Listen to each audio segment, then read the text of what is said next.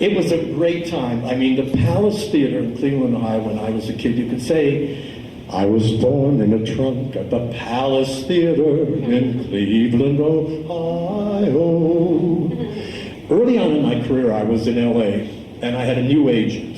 And it was very green and didn't know it. And the agent was in 9000 Sunset Boulevard. I remember the building and everything about the day. It was a big white building about 7 stories. So I walked in the elevator, and there was no one in the elevator but this little old, not really old, but a sort of middle-aged lady in the corner. And tiny. And I went to the other side of the elevator, and I'm thinking to myself, God, she's familiar. But what was unusual about her was that she was all in white. White shoes, white suit, a white turban, which was unusual, a white mink coat in LA, and I'm standing there at the back on the other side, and I'm thinking to myself, while I'm stealing glances at her, and I think, holy shit. I'm in an elevator with Lana Turner. What can I do? My mind started to whir and whiz, and I had a scenario I was building. Lana Turner, oh please, nobody else get on the elevator. I'm in an elevator with my childhood crush. Just before the doors were about to close, an elderly couple got on the elevator and ruined my whole plan. They didn't know that I was on an elevator. They were on an elevator with Lana Turner, and there it went. Well, Miss Turner's floor came before the rest of us, and as she got off, she sort of turned and smiled at me and walked off the elevator. Well, there she was in her postman always rings twice outfit, and she knew, I knew, and well, we all knew, but they didn't. Anyway, that's what stars are for, right? To enjoy. I mean, these are goddesses, and you know, they're wonderful, and they're entertaining, and they're part of our lives, and God, I love it. Yes. I love verses of songs. They often tell you more about the song than the chorus does. The choruses are sort of generalized, but verses are just wonderful, and you get a backstory. This is a song that I knew as a kid because Louis Prima used to sing it of all people, but I never liked his version, which was, I never understood it. Years later, Peter Allen made a recording of it, and I thought, oh, wow, that's a beautiful song. And I went to get the information about it. It turned out to have been a song written after World War I by a German man. And in German, the song is called Schöner Gigolo, Handsome Gigolo. In English, of course, it's Just a Gigolo.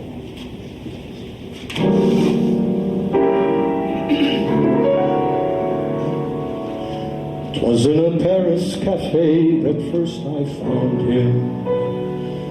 He was a Frenchman, a hero of the war.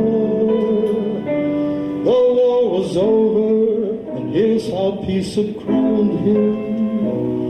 A few cheap medals to wear, and nothing more. Now every night in that same cafe you'll find him. And as he walks by, the ladies hear him say, if you admire me, please hire me. A Frenchman who knew better days. Just a gigolo, everywhere I go, people see the part I'm playing. Paid for every dance, selling each romance, every night some heart betraying. There will come a day, youth will pass away. What will they say about me when the end comes, I know they'll say, just a gigolo, as life goes on without me.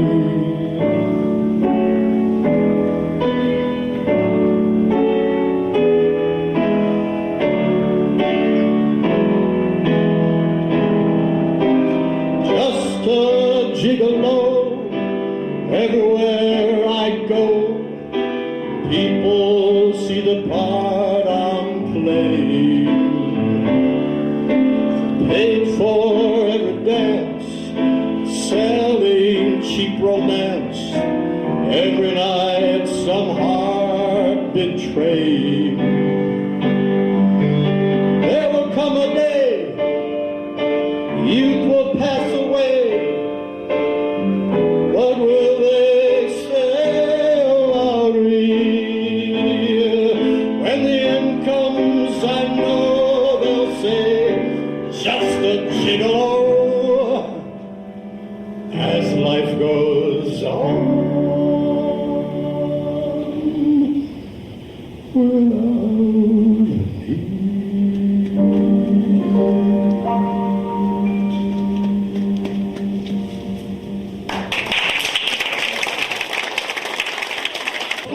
I had spent 4 years at Carnegie Mellon, the drama school in Pittsburgh. And it was there I realized that I was a theater rat. I was obsessed, might be the better word, because the theater had saved me. I mean, I was an outsider kid. I was mildly maybe suicidal.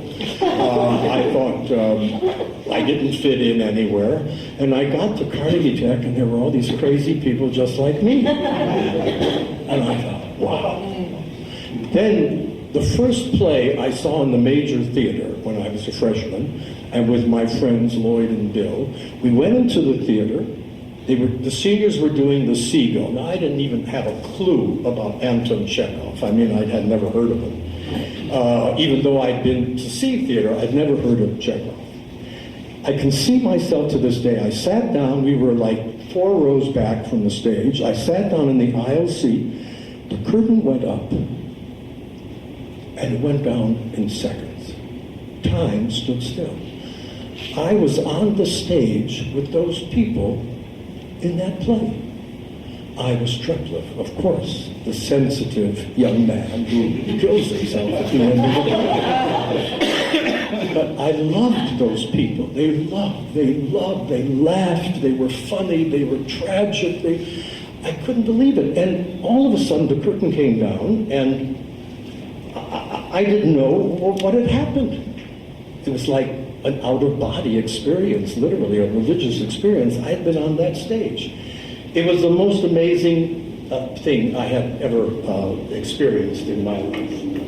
Anyway, I was really happy to find the place that I belonged. After that, I went into the Army, and then I came to New York. And one day, very early on, all of a sudden, I had to sing at an audition, and I really hadn't sung at auditions, and I loved musicals, but I was doing straight plays and doing all kinds of other work, soap operas and everything. And one day I was in a Broadway theater, and I walked out, and I heard people singing, and I said, shit, I have to sing? And, the chutzpah, the young, I mean, I was just, having a great time. I'm in a Broadway theater, what could be better?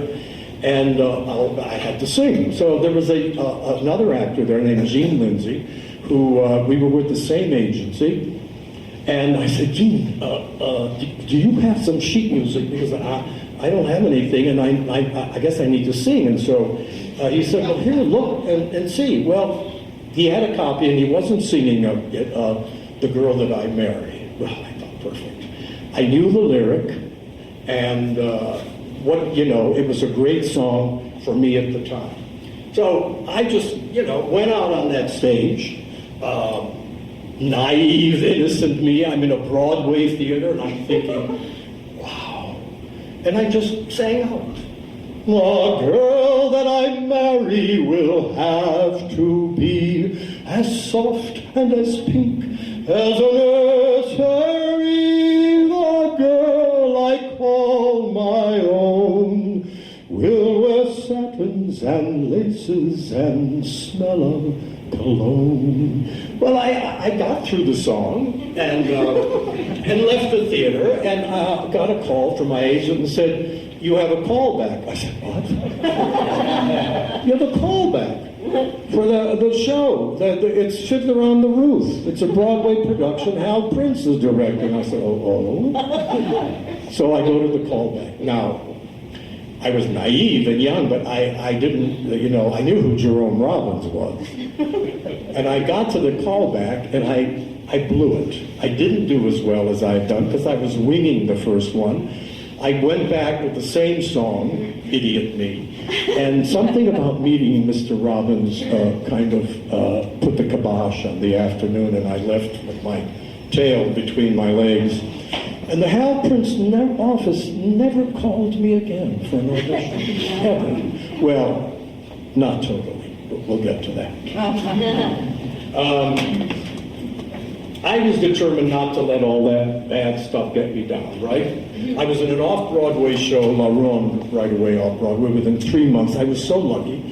And I was doing well in it. It had gone well, and the producers liked me. And there was a young man in that company also, an unknown actor, who I thought, boy, he was so wooden and unnatural. I thought, this guy's not going to have a career. He turned out to have a pretty good movie career. His name was James Caan. First in town, there was Joe Chino, the Chino Cafe, which was wonderful. My darling Jane and I did plays there at Dorrit Wilson's. Sam Shepard worked there. It was a great time in New York City. It was the beginning of Off-Broadway. Edward Albee was doing plays there. It was Lanford. It was just wonderful. And I was so lucky. I mean, I was just, having a wonderful time. Also, somebody said, you should go study with Lee Strasberg. I said, really? And they said, yeah, I think Lee would be good for you. So I call his office and I get an appointment. And this was scary, at the time. The appointment with Mr. Strasberg frightened the hell out of everybody. And so I know that he's going to ask me two questions. Who is my favorite actor and who's my favorite actress? So I'm kind of prepared, but I'm just playing it loose. And very nervous. Maggie McNamara and I are sitting in the living room of Lee's apartment on Central Park West. Maggie McNamara was the original Moon is Blue ingenue, and then she did Three Coins in the Fountain. And she's sitting there with her little purse and her gloves and a little hat with a flower, and waiting to get in to see Mr. Strasberg. I got called in first for some reason. I sit down, there's the great man, and he says, who's your favorite actor? And I say right away, Laurence Olivier. Well, I guess he probably would have expected me to say Marlon Brando or Monty Clift. I mean, everybody thought they were the best, and they were terrific, But I had seen Olivier at Stratford play Coriolanus when I was in the Army. And I had never seen a stage performance like it in my life. It was dazzling. So Olivier, and I'd seen the Hamlet film and the Henry V film, so Olivier was still with me. And my favorite actress was always easy because it was Anna Mignani. I always thought that performance in Rose Tattoo was by far the greatest female performance ever, among many. And I left. That was it. That was the interview. I thought, oh, well, screw that up, too. A couple of days later, his office called me and said, Mr. Strasberg would like you in his classes on Monday. I was astounded. I mean, look, I was so lucky. I thought, people spend years trying to get into his classes, and I had gotten in like that. And it was so interesting because Lee Strasberg, he had some qualities, and Jessica and I were talking about this the other day. He was so fabulous with people because he told people their good things. A lot of acting teachers and a lot of people never tell you, hey, you got this. You don't have to work at that. You got it. And right off the bat, he told me many things about myself and things to work on, and I worked on them for the rest of my life. Whether I was studying with Lee or not, I was always working on those things to improve myself as an actor. Anyway, quick story about the method. Everybody was big in talk about the method in those days. It's not so big now, although it made movie acting really wonderful in this country because it was really good for movie acting. And there's a story about the method acting and all you need to know. Rita Hayworth was filming Gilda out on the coast. The director was having a problem with her. He couldn't get her to go into the put the blame on Maine number with a lot of stuff, with a lot of sex. So Michael Chekhov, the acting teacher, was on the lot one day, and King Ryder said, "Look, will you take Rita away someplace and talk to her privately? See if you can't get her to put some oomph into that number." So he waited for the break, and he went up to Miss Hayworth, and he said, "Miss Hayworth, could we go somewhere and talk privately?" And she said, "Yes." And off they went, and he said, "Now I have to speak to you very openly. Is that all right?" And she said, "Yes." And he said, "Miss Hayworth, when you've made love with a man, have you ever at the end taken the rubber off of him? That's how you have to take off those gloves."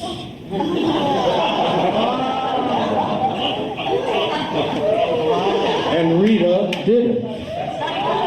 And the number was a success. Method acting.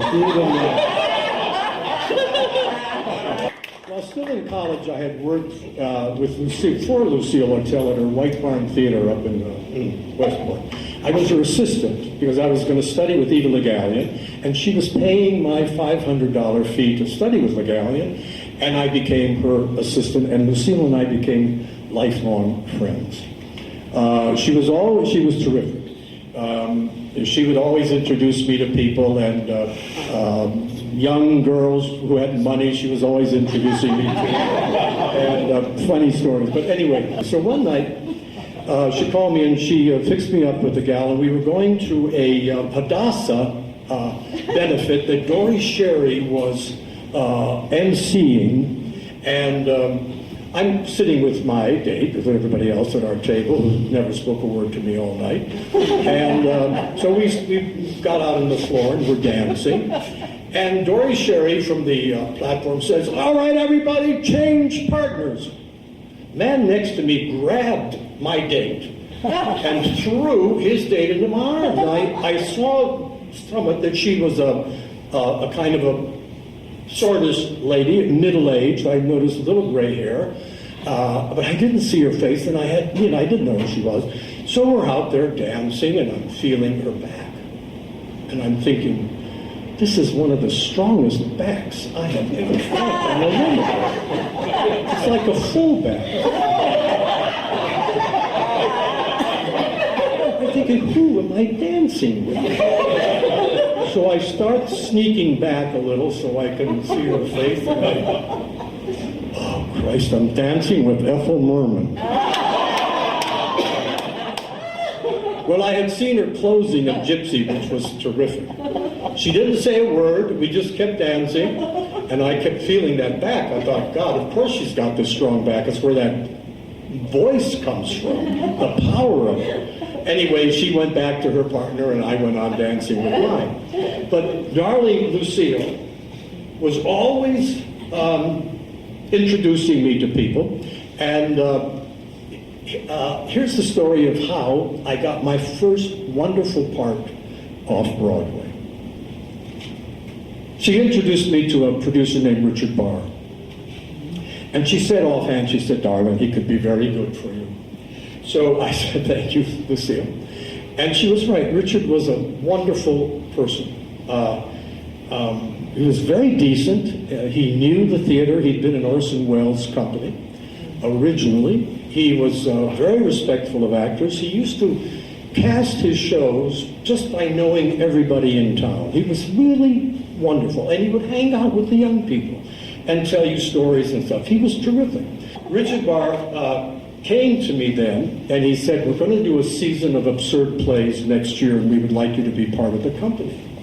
I said, thank you, Richard, I'd love to.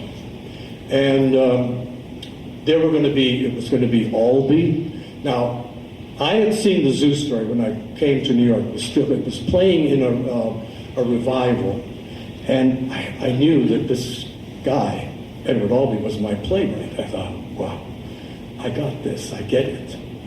And there was going to be Albee, there was going to be Arabelle, there was going to be Ionesco, and there was going to be Genet. It was an amazing season of new plays and new writers. And I had one part so far, and that was the Frank in Genet's Death Watch. I was really, really happy. There was a big party at Richard's apartment on 8th Street. All the cast, all these wonderful new people I was going to be working with, Jane Hoffman, John Becker, a lot of marvelous people. And at some point, everybody's having fun in the living room, drinking and everything. And at some point, somebody touched me on the shoulder and said, Richard would like to see you in the bedroom. So I said, okay. I thought he was going to tell me, more of what I was going to be doing in the series of plays.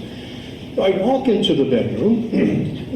Richard is in bed with a sheet pulled up over him, lying next to his companion, a young fellow I had never known and did not know. So I walk to the bed, and Richard says, Vincent, we want you to do the young man in the sandbox, Edward's play. I was so delighted. It was an Edward Albee play. It was the sandbox. It's one of the dearest, most wonderful plays of his whole oeuvre, as they say. So I'm standing there and I said, thank you, Richard. I would love it. Whatever, I'm very happy. Thank you. At which point, Richard Barr pulled the sheet off of him, threw it back, and he was naked. And I'm right there looking at a penis. And I think, oh, does this penis have something to do with me getting cast in this play? So I slowly backed away and I said, thank you, Richard, I'm very happy, thank you, and got out of the bedroom. Never told anybody. He never said anything, well, not for a long time. And we went into rehearsals. Now, this was pig heaven for an actor. I mean, I was in a Genet play, an Arabelle, an Ionesco, and I was playing the young man in Edward's The Sandbox. And in that play, it's the characters from the American Dream. Mommy and Daddy are bringing Granny out to die. And they leave her on the beach with the young fellow who is a lifeguard, supposedly, but who in fact is the angel of death. And all her scenes when Mommy and Dad leave her are with the character, the angel of death that I was playing. Sooty Bond was Granny. Now, I don't know how many of you know who Sooty Bond was. She was just a darling person and a magnificent actress. You can actually see her in Silkwood. She has a bit part. She's the person who is in the shower screaming and yelling because she has been blasted with rays and all, nuclear, terrible radioactive stuff. She didn't do many movies, but she did a lot of plays and died much too young. I loved Sooty. She was just natural and amazing. One night I said to her after the show, I said, Sooty, why are you so wonderful? What is it you do? I captivated. This woman was so great. And she said, I just stay as close to myself as I can. And I thought pretty good advice for an actor, and pretty good advice for everything. So we did a whole season and played our wonderful, these marvelous plays. And at the end of it, Richard Barr came to me one day and he said, Vincent, I know you're going to work. I wish I was, not certain. And he said, but the subtext was you're not going to work with me. So the day had come the roosters had come to perch, or something. And I said, well, thank you, Richard. This has been a wonderful experience. I guess maybe looking for a mentor in show business, which I was so needful of when I was young, wanted so desperately to have. Maybe not show business is the place to look for a mentor. I don't know. I was out in Cincinnati playing Dunois in St. Joan because I loved him, a hero. He was in love with St. Joan. It was a nice part to play. We were doing, in the rehearsals, I would come out in all the rehearsals, and I knew they were going to do the Fantastics at Christmas time. So I'd come out in the breaks and I'd sing, "Try remember I was a and I never said anything to anybody, never, but I would just sing, try to remember every now and then. We opened in St. John, and we were doing a school, those terrible school matinees at 10 o'clock in the morning. And we're doing this 3.5-hour long play about a saint, right? And Shaw, and words, and beautiful. And Joan and Dunois have a little scene in the chapel after she's been, welcomed by by the Dauphin. And it really is, to me, a love scene, although she's praying and thanking God. I'm standing there with her. And a kid in the front row, and we're on a thrust stage, mind you, right in the front row says, "Did you fuck her?"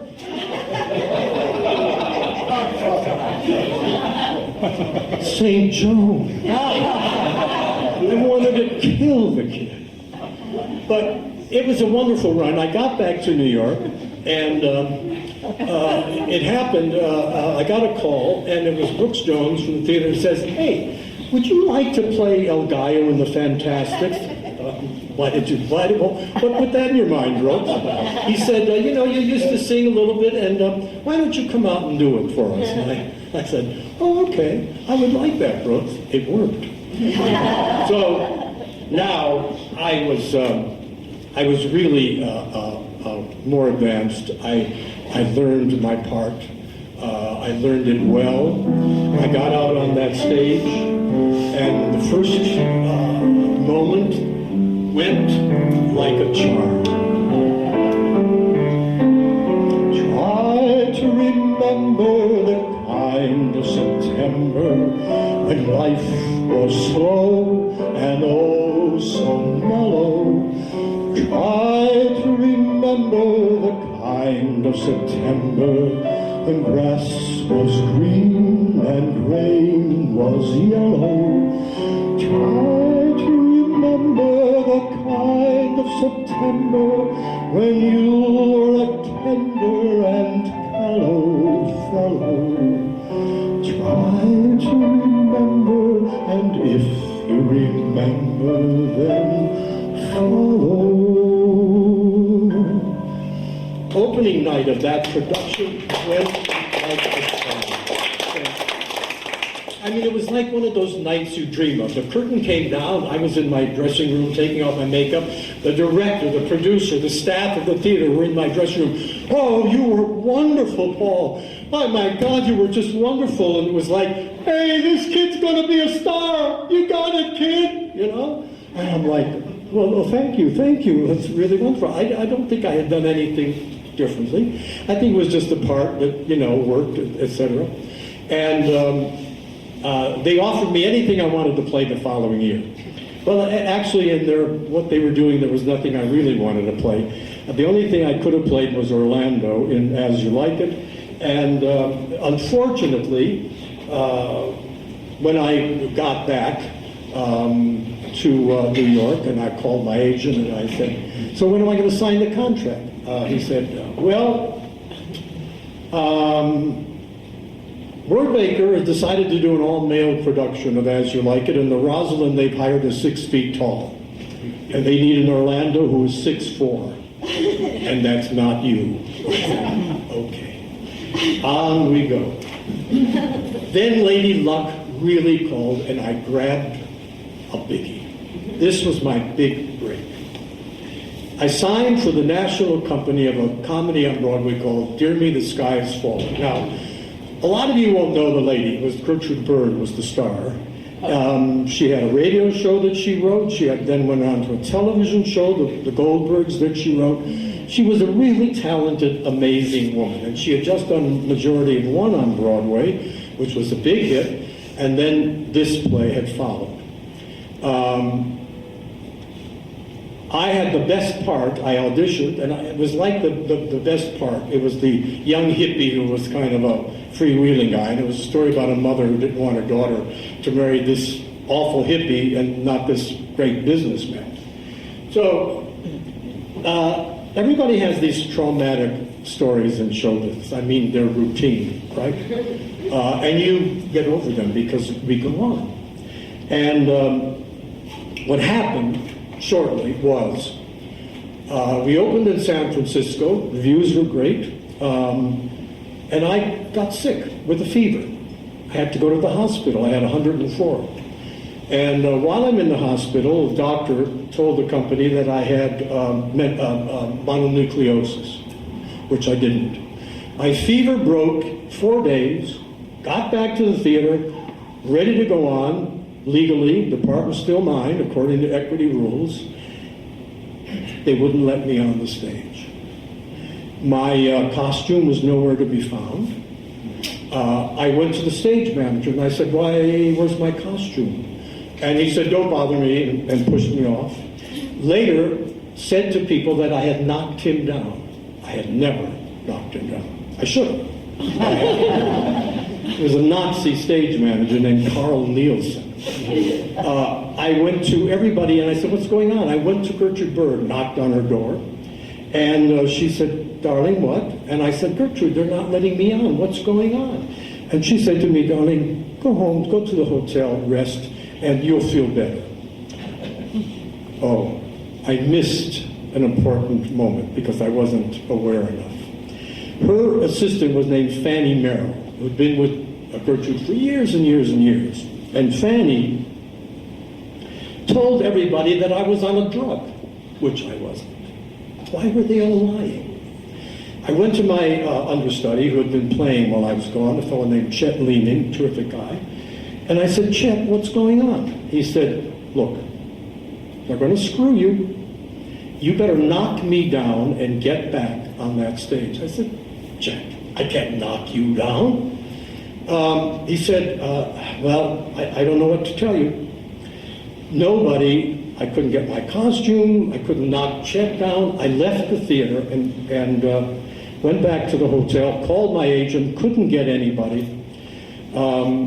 Next day, all hell broke loose in the theater because the company had called an equity meeting. And they wanted to know why I wasn't being allowed on the stage. And the director of that play was a very famous man named Herman Shumwalt. He was a big theater producer, director. He had produced Little Foxes, he had directed, he was a major theater person. He was also an ego monster maniac. But he was only the director. He didn't have the pull of a producer had.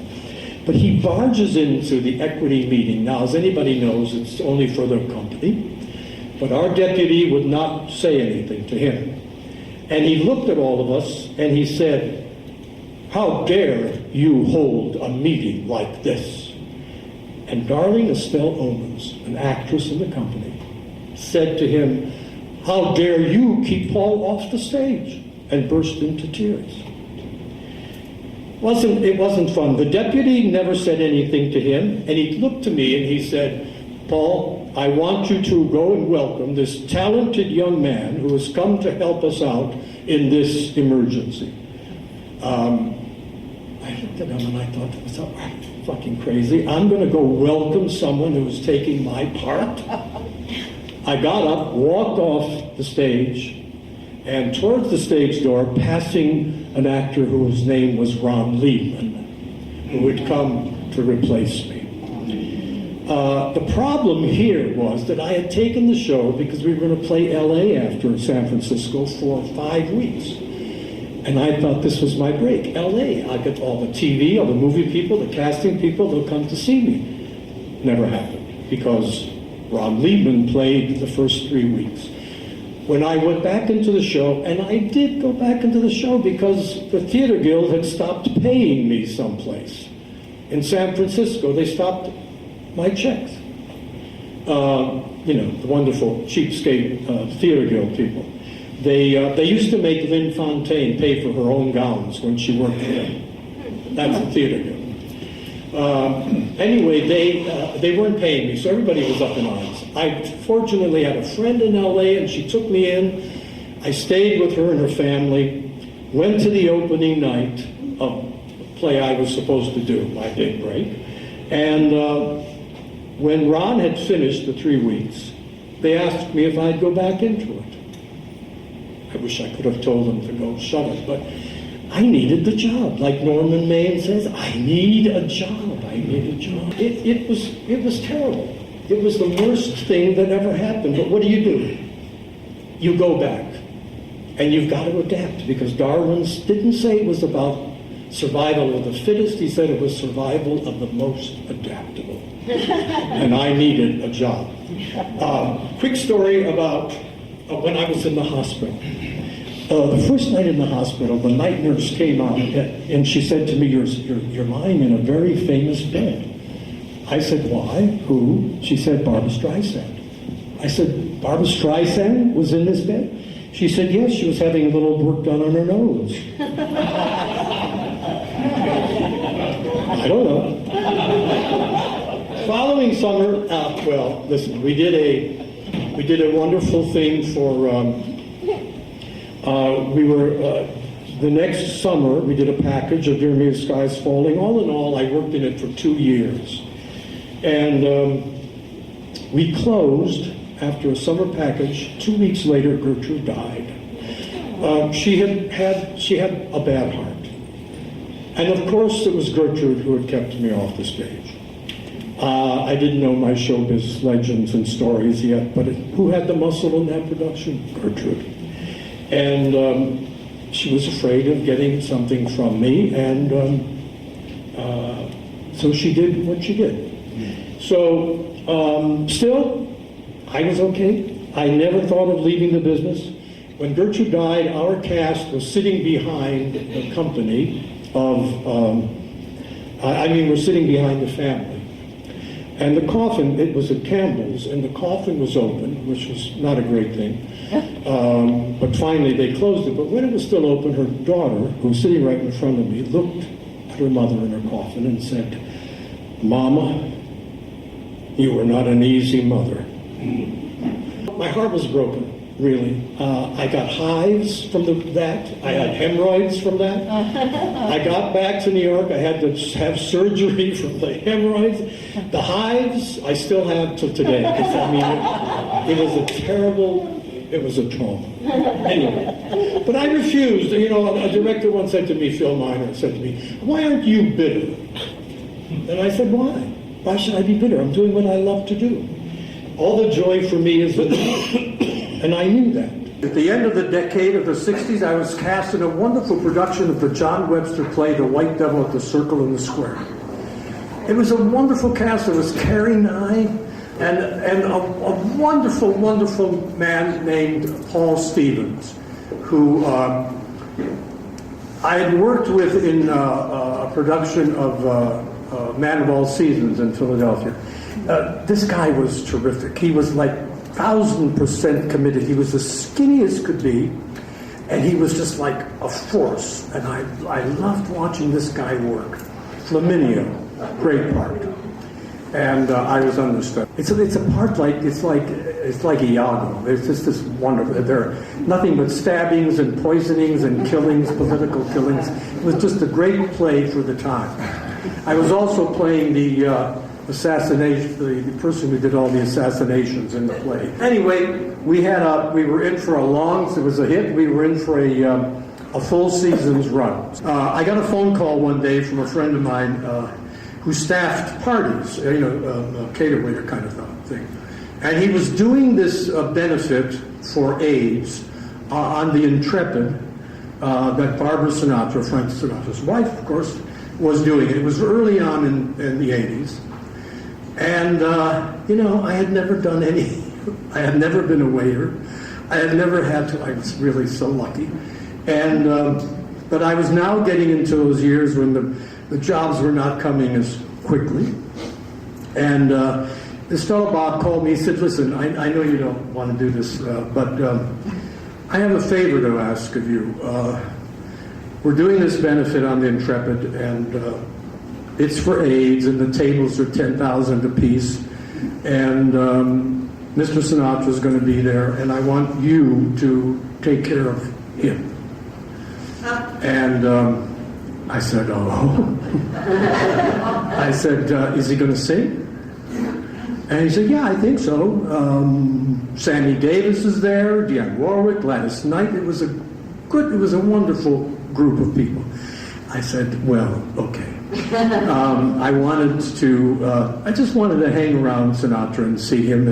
I'd never seen him in person in my life, so, had all the recordings and the albums and everything, and sang along with him for years, but had never seen him in person. So, the Intrepid isn't far from here. I walked down with my tux and my black tie, and introduced myself to him. When he came on board ship, he was in a little zippered waist jacket, and on the back of which said, "I'd rather be home." It didn't bode well.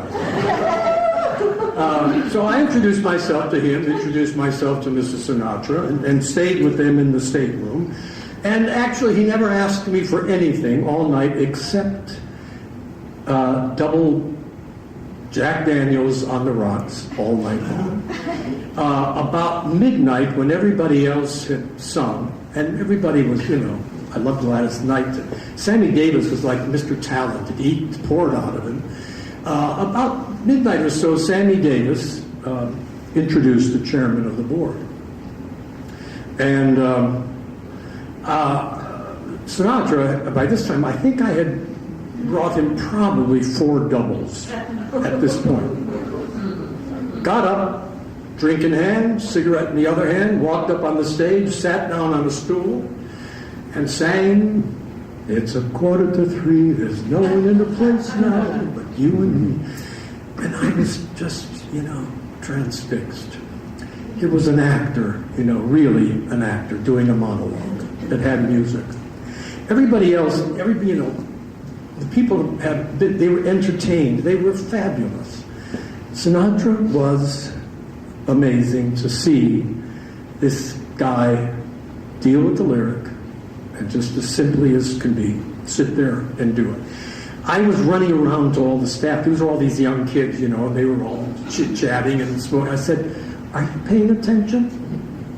What you're seeing and hearing is amazing." I stayed with the White Devil. I took a plane in Florida because I thought, let me get the hell out of here. This guy's never going to get sick and the show's going to close soon.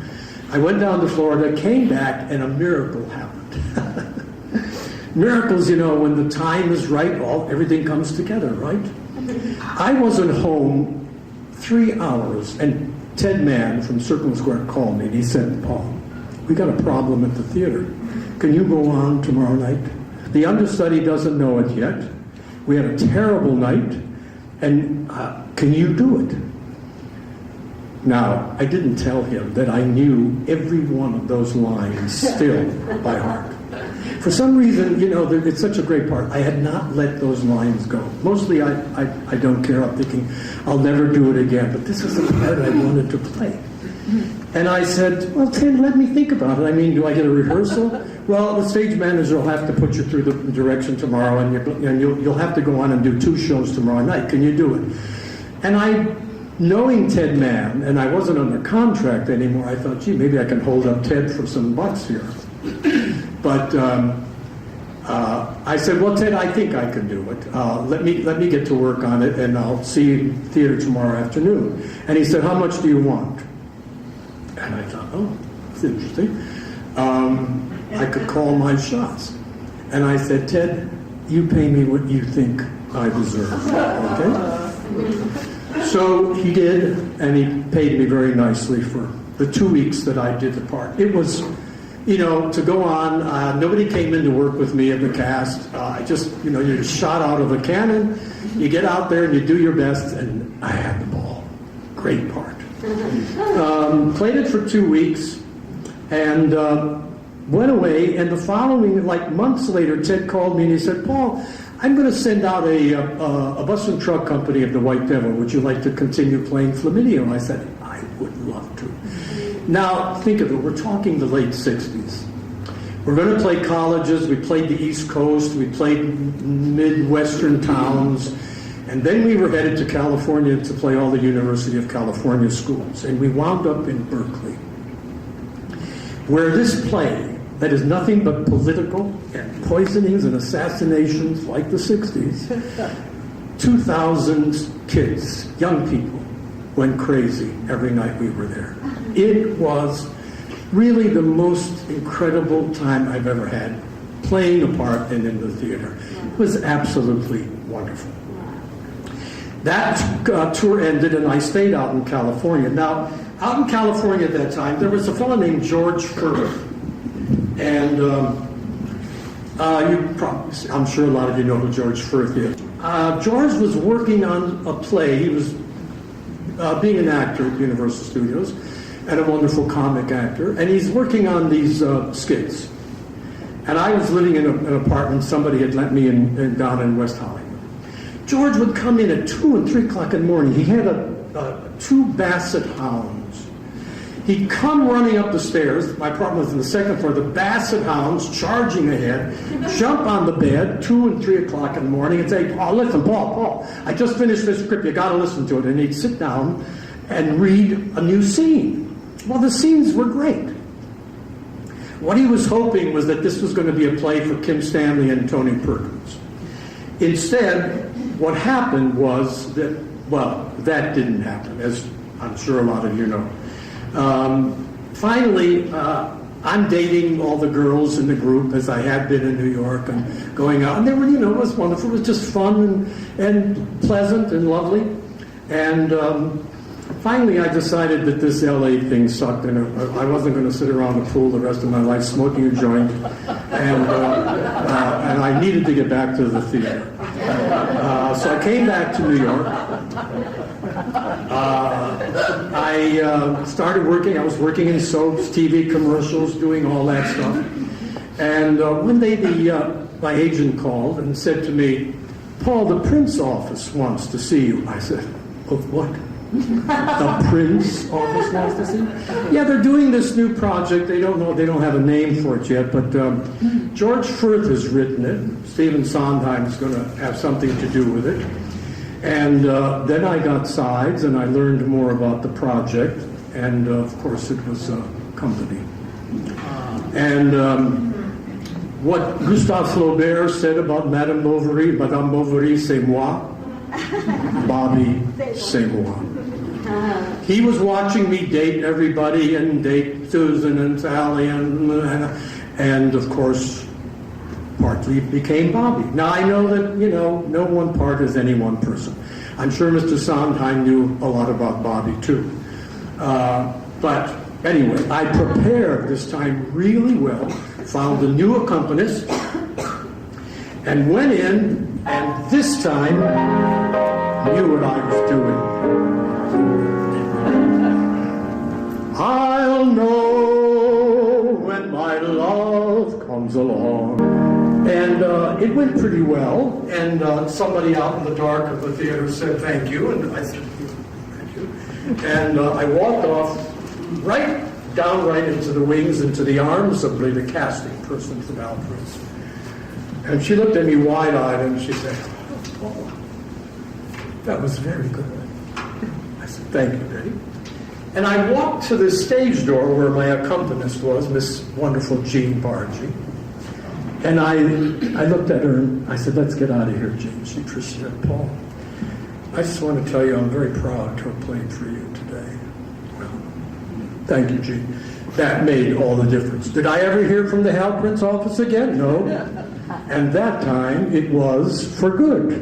A lot of great things happened. I played a lot of wonderful parts, and that's not enough. It's more fun to talk about the flops They make better dinner stories. And you just go on, you know. An artist, I read once, is someone who, once one thing is done, starts another thing immediately. And that's what I like to think. You keep on going. You keep creating, because that's what we do. So as I said, there were wonderful things. I was in a production.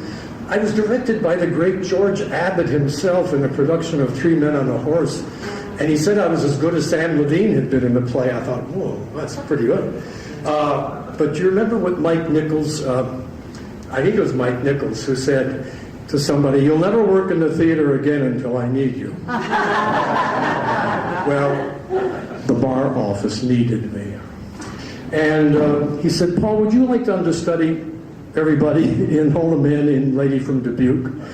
I said, "Well, if that's what I can do, okay, I'll be delighted." I went to the theater. In the old days, they used to let understudies come in the first day of rehearsal, but they stopped doing that because they were saving money. Anyway, I went to the theater. It was like the first day of previews. Got my scripts. Richard Barr walked in. It was a chilly reception, but he welcomed me. And I had a lot of work to do, lines to learn. And all of a sudden, Kevin O'Connor, wonderful friend, in one of the parts I was covering, got sick. And I had to go on the second day of previews. I hadn't rehearsed. I had just learned, fortunately, that one part. And I had to go on. And I went on. I'm on Broadway in an Edward Albee play. Can you imagine? And I was good. Maureen Anderman was my girlfriend in that part. I'm not in any books. I'm not in any playbills. But hey, I got on. And it was great. But I did not open in the play because they brought in another actor, who was also someone I knew, who they thought was more suited to the part, but they were going to keep me as the understudy, as I knew. Anyway, so I'm back to Cater Waiter. Here's my favorite Cater Waiter story. When Marilyn Monroe was married to Arthur Miller, she was at a kosher benefit with him in a temple somewhere, and the waiter was serving the soup. And he came along to Miss Monroe, and he leaned over to her, and he said, "Miss Monroe, would you like some matzo ball soup?" And Marilyn Monroe said, "Is there some other part of the matzo we can eat?"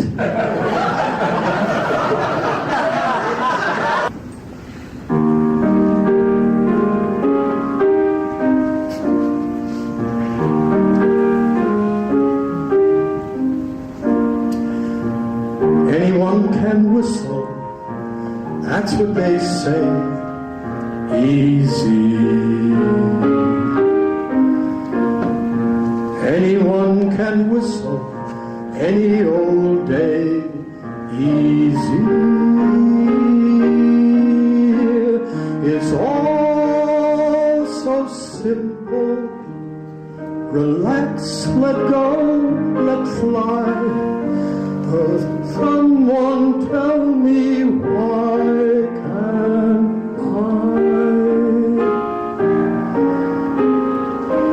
I can dance a tango, I can read Greek, easy. I can slay a dragon any old week, easy. What's hard is simple. What's natural comes hard. Maybe you could show me how to let go, lower my guard, learn to be free. Maybe if you whistle for me.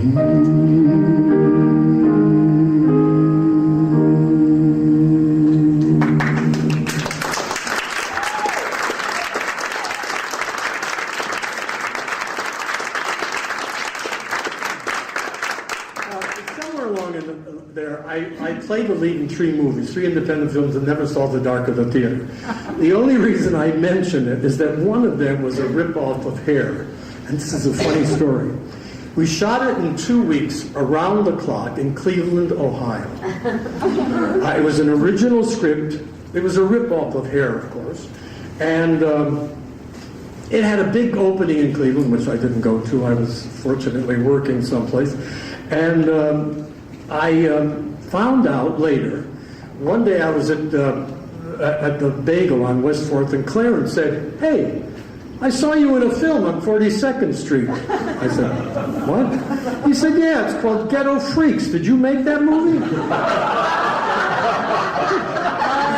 Now, the movie had been called The Age of Aquarius when what happened was they could not get a producer, they couldn't get anybody to release it, and a black film company had bought the film and was inserting black scenes because it was a hippie commune, and there were blacks in the movie, and they were inserting more blacks and maybe making somebody else, a leading part or something, I don't know. But they retitled it Ghetto Freaks, and it played 42nd Street.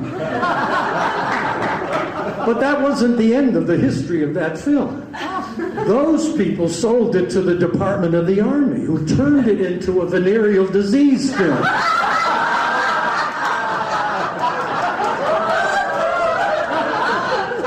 Now, I did have a nude love scene in the movie. It was the 60s, and it was a nude love scene. Only no frontal, only buns. And so it was easy to take this material and probably say to the recruits, "This is what you shouldn't do." Because there was this kind of orgy scene around my leading lady. So I was always fearful that at some point somebody on the street was going to say, you got that disease. But it never happened. And that was my career in the films. Here's the story of my last Broadway play. It was called Corpse. And I was the eponymous character. I was the corpse. Now, this happened because I looked a lot like the leading guy, an English actor named Keith Baxter. We looked sort of alike, both dark, same height.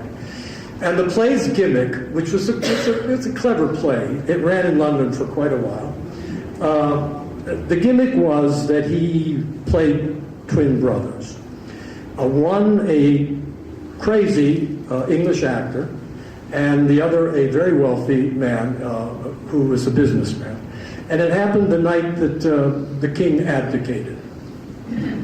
And in order for the play to work, there had to be an actor playing the ends of all the scenes so that he could run around, change costumes, and come in the other side. And the audience would be confused because they would just see me go out, not knowing it was me, dressed just like him, and he'd come in the other side. It was great. I was not in the program, never mentioned. I was there as understudy to Keith Baxter, I think, but they did not say corpse, Paul Vincent. It would have given the gimmick away. Well, one night, at the end of the play, the corpse guy, me, is killed, and I had to lie on the stage with a curtain over me, draped. And can't see my face, of course, so I have to be covered by this thing. And when the curtain came down, the show was over, I had to quickly jump up, and I had a secret exit about this big to get off the stage. It was the only place I could get off the stage. There was only one entrance, left stage. One night we had a new stagehand who locked my exit. Oh! I got up, went to open it, couldn't get out. The curtain went up for the curtain calls. I'm standing there, the stage manager did not know I couldn't tell I was still on the stage. I'm standing there looking at the audience. Like a deer caught in headlights, right? And they're looking at me and trying to figure out, who the hell is that? I don't remember him in the play. the cast starts coming out, and they see me, of course, and they take their bows and look at me and walk off stage, and they figure out some kind, because I couldn't get off. There was only the space that they were using to come on and off. So I'm still standing there, the audience looking at me.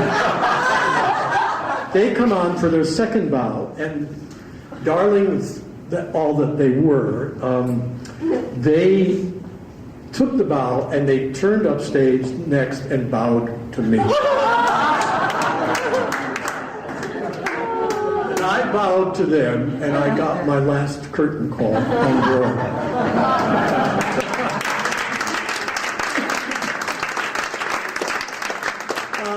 Somewhere along in there, a guy named Worth Gardner, a brilliant genius of music and staging musicals, called me, and he said, "We're doing a new adaptation of Treasure Island. Would you like to play Long John Silver and come out and do it?" And I said, "Long John Silver?